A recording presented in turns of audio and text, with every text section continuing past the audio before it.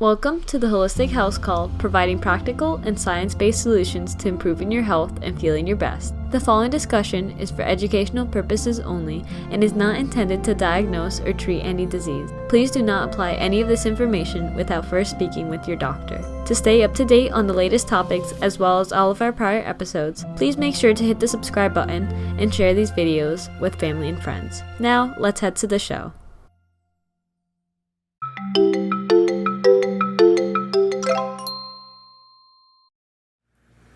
Hi, I'm Dr. Edward Catalano, a functional and a holistic doc here in beautiful Little Falls, New Jersey. It's a bright sunny day out today, so we're all upbeat today.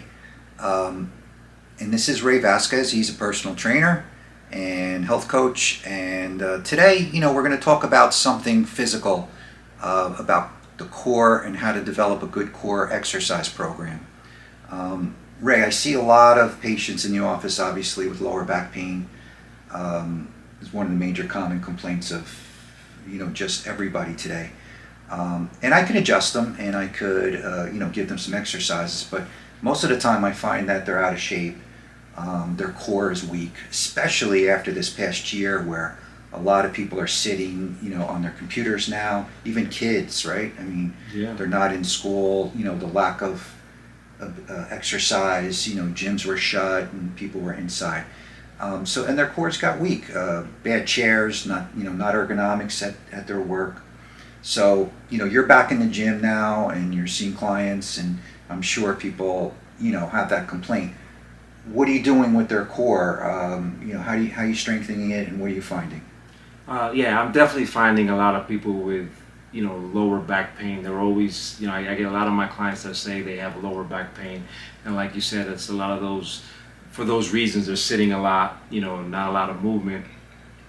So I make sure that every client that I work with, when we're done, we do at least 2 different ab exercises, abs and lower back exercises, core exercises. What I find too is that they if they're working on their own, they tend to, they're probably too tired after a workout, and they feel like, I'll do abs later. Right? They skip it.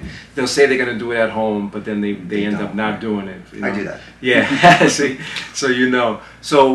but anyway, what I like to do, I usually like to, even though, I do like to do the core workout at the end of a workout, only because I find that if you do your core workouts before, let's say squats, like doing legs, your core might be weak during that exercise, so I save it for the end, but I just make sure you don't skip it. That's, if you think you're going to skip it, then if you want to do it in the beginning, then do it in the beginning. But anyway, some exercises I like for the abs. I try to hit all 3 spots of the abs so abs, you got upper. So with upper, anything that you're doing a crunch is going to be hitting more of the upper abs. Anything where you're raising your legs or your hips, you're going to be hitting the lower abs. And anything you're twisting or side bending, you're going to hit more of the obliques. So as long as you hit at least 2 of the 3 areas, in a workout, and then just make sure that the next time maybe you hit the other part, or at some time, get that balance in there. Make sure you do that, and then as far as for your lower back, there's different exercises for that. You can do, they're called hyperextensions, where you kind of like, you're on this kind of like a machine, like a thing that holds you, a bench that holds you, and then you're raising your back. That strengthens your lower back. You could do where you put weight on your back, and these are called good mornings, and you go down and bend over and then come back. And then you could do on the floor. This is for, if you're working out at home, they're called Supermans. You're laying on your belly and you're just raising your legs and your arms at the same time, like this, and arching your back. So that's good for your core. Okay. Another good thing, I like to, progressively, if you're just starting out, then I wouldn't suggest adding weight. But if I do like to add weights as you go along, like machine crunches or cable crunches, anything like that, because it is a muscle and it's good to progress and keep getting stronger, because eventually as your abs get stronger, you don't want to be doing 100. Right. Have to do 100 sit-ups. Yeah, you don't want to increase the volume, but Right. increase the intensity a little bit. With, Exactly. Yeah, an with extra, with extra some weight pound or something like that. So. Exactly. Yeah. And then the last thing that I'll mention with that, if you know, if you're passive, if you're one of those that you know you don't have any lower back pain or anything like that, or if you're looking for, like, say, a six-pack, then that all comes in with nutrition. Right. You know, because you can do all the abs you want. If you have a lot of belly fat there, it's not gonna show. So your nutrition has to be on point. That's how you get to see. Yeah. Yeah. So I mean, for me, and in the office, a lot of times people are in pain. So you know, they have to start somewhere. So I mean, I usually have them even start with like a Cobra Pose, like in yoga, where Yes. you are doing that extension, Right. but you're just doing it off the floor, and even if they can go up a few inches, Yes. you know, start with that because that sets the lower back.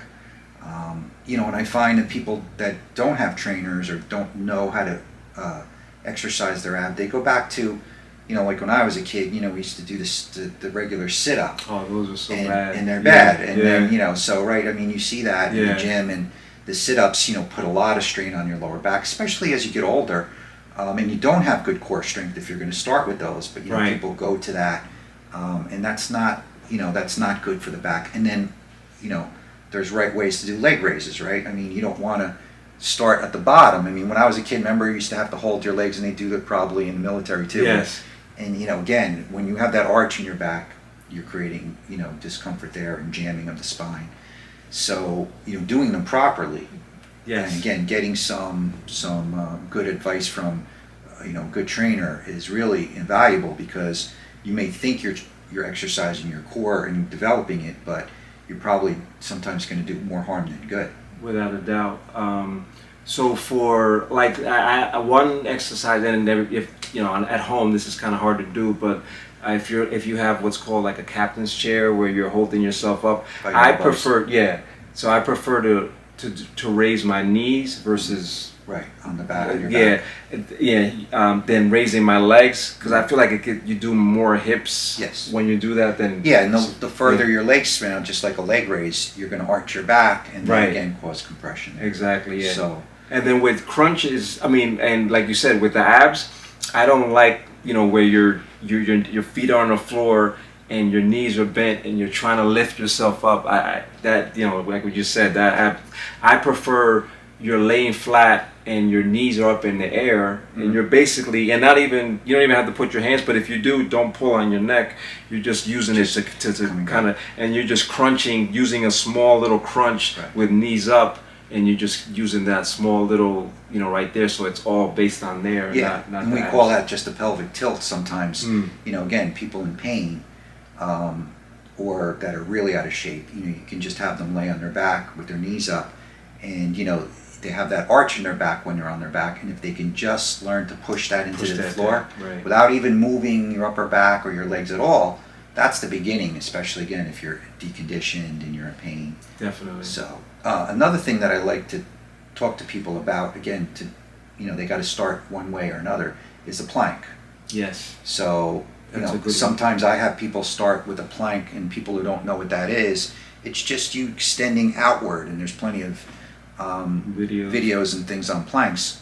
But when you're in pain or out of shape, you can even start on your knees and then go onto your toes. Start with 10 seconds, build up to 20 seconds, right? Exactly. Yes. And I think, you know, again, for beginners, even before you get to ab stuff and everything, that could be something that you could really start with slow and progress, because it will hit your abs and your lower back all at once without causing more damage. Correct. Yeah, that's a great one. And just make sure that you're try to go as flat and you don't have your butt up in the air, Right. you know, or too down. Too down, You yeah. want to be as flat as you can. So Yeah, so you could have someone watch you first, you know, Right. make sure, and then you can, you know, accelerate that to side planks, right? I mean, Yes. there's a whole group, and maybe we can, you know, even do a video on some of these cores where, you know, we'll have you get down on the floor Right. and show them. But for now, I think for people just to, you know, get used to doing some core exercises, again, starting with even just a pelvic tilt or a basic plank.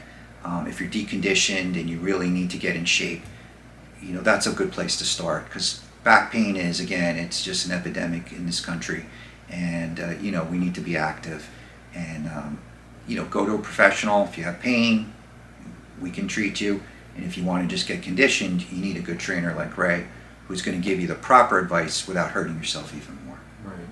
And one last thing, I would suggest you at least do that do abs and core 3 days, at least 3 days a week. Yeah. Okay. Yeah. All right, great. So that's great, Ray. So we'll talk it over, and we'll develop another video on some techniques that we can use next time. Sounds good. Great. Thank you for watching and listening to the Holistic Health Call. Our goal of these videos is to keep it short and sweet and give you one piece of information that you can use in your daily lifestyle.